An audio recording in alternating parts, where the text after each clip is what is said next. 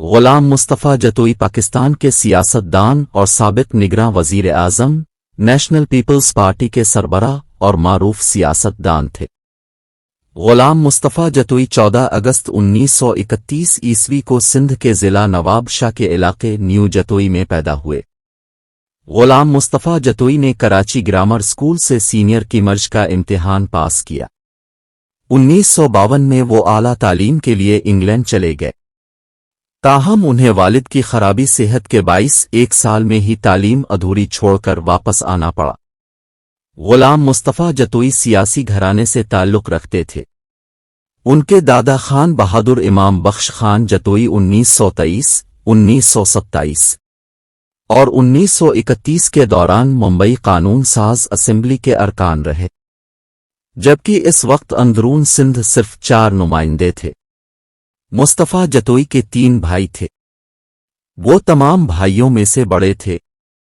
غلام مصطفیٰ جتوئی نے 1952 میں اپنی سیاسی زندگی کا آغاز کیا اور اسی سال ہی ضلع نوابشاہ کے ڈسٹرکٹ بورڈ کے چیئرمین بنے۔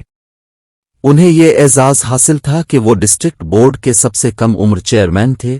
1958 میں پہلی مرتبہ مغربی پاکستان کی صوبائی اسمبلی کے رکن منتخب ہوئے۔ 1965 میں انہوں نے یہ الیکشن دوبارہ جیتا۔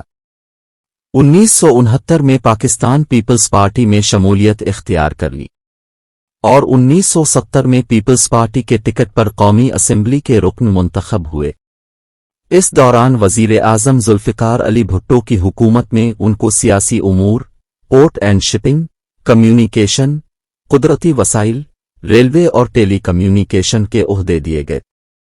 غلام مصطفیٰ جتوئی 1973 میں وزیر اعلیٰ سندھ بنے اور یہ عہدہ ان کے پاس 1977 تک رہا، جبکہ انہیں یہ بھی امتیاز حاصل ہے کہ وہ مارشل لاء سے پہلے سندھ میں سب سے زیادہ عرصے تک وزیر اعلیٰ رہنے والے شخص تھے۔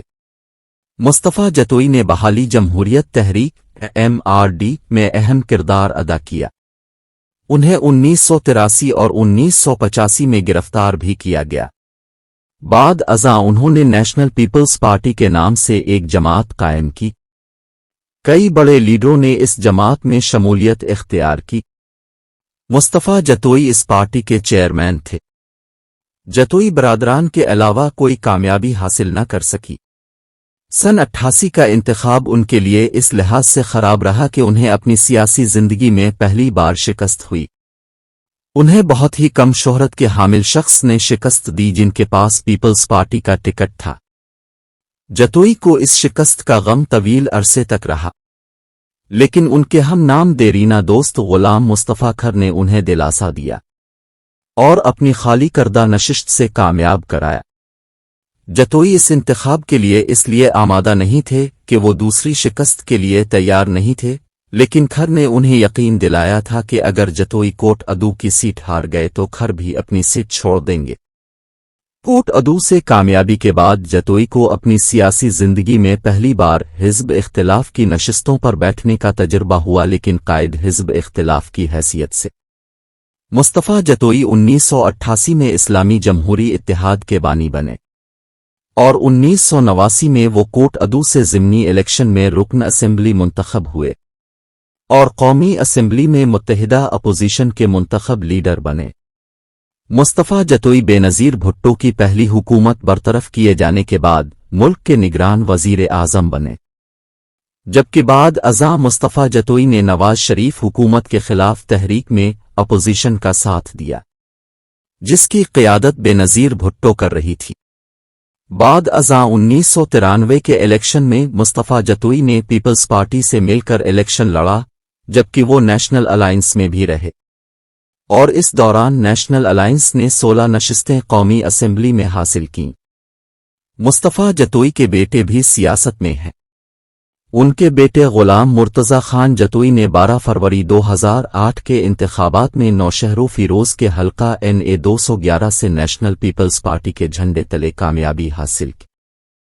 انہوں نے پیپلز پارٹی کے امیدوار کو شکست دی، جبکہ ان کے دوسرے بیٹے عارف مصطفیٰ جتوئی نے PS 19 سے اور تیسرے بیٹے مسرور جتوئی نے PS 23 سے کامیابی حاصل کی۔ عارف مصطفیٰ سابق وزیر خوراک و زراعت بھی رہے۔ جبکہ آصف مصطفیٰ جتوئی سینیٹر بنے اور جتوئی خاندان کے لیے یہ ایک ریکارڈ ہے کہ ایک وقت میں 4 بیٹوں نے کسی بھی قانون ساز فورم میں کامیابی حاصل کی، اور وہ قومی و صوبائی اسمبلی و سینٹ کے ارکان ہیں۔ غلام مصطفیٰ جتوئی طویل علالت کے بعد 78 سال کی عمر میں 20 نومبر 2009 کو لندن میں انتقال کر گئے۔ ویڈیو کو لائک اور شیئر کریں اور چینل کو سبسکرائب کریں۔